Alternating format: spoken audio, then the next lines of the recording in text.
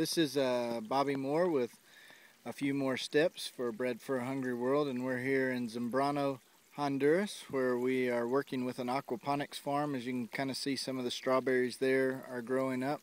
And we're with the wild man, my good friend, and look at that shirt, Donnie Anderson. Donnie, tell us a little bit about the farm, and we can kind of see the fish there over your shoulder. Tell us how it's going right now. I'd say it's going very well. The fish are growing quite rapidly, as you can see, 4 inches maybe, mostly 3 to 4 inches, which is very good for the time period they've been in. Strawberries are doing well. We had a group from Oklahoma the other day come in and put more gravel in. We're going to do gravel on both sides. We've got moringa trees, 30 new moringa trees the other day. Now, what exactly is moringa? Because I've heard people talk about it, and it's kind of just a new thing. I'd never heard of it till about a year ago. It's a really cool tree that has all the nutrients in the leaves, and they have 40% protein, but then they also have like 7 times the calcium as a glass of milk, and more vitamin C than oranges, and more potassium than bananas.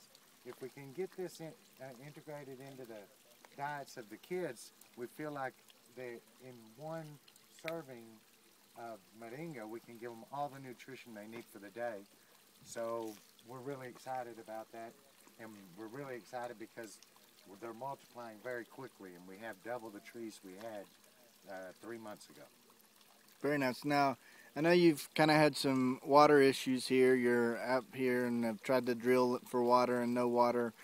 So to run a farm, I would assume water's a major issue. How have you kind of dealt with that? Well, the first thing we did was started with a excavator, brought it out and built a huge pond over there. And at the beginning, the pond wasn't holding water very well. But in the last couple of months, we've had enough rain that it's washed the clay into the pond. The pond is holding water. I would say, realistically, we probably have 50 to 100,000 gallons of water over there right now, which is a godsend. We also dug a cisterna the other day that I think is holding 14 to 15,000 gallons of water, and we are now at about 5/8 capacity. So all in all, we're getting the water for the house and the restrooms that we're going to build up there, and then the water down there is going to be for the moringa and for the farm here. So all in all, I think we're doing pretty good, but we won't know until we have our 4 to 5 months of drought. So how big is this this tank here for the fish? 7,450 gallons, more or less. So how long is that? It's 82 feet long, 4 feet wide, and 3 feet deep. And so how many fish can you put in 7,000 gallons of water? Well, realistically, about 2 pounds per gallon, which means each fish should be around 1.5 pounds to 2 pounds whenever we harvest. So if we just happen to get to 2 pounds, then you wouldn't want more than 3,700 fish. I think we're somewhere around that number right now. So hopefully, whenever we go to harvest, we'll have, 7,000 pounds of fish.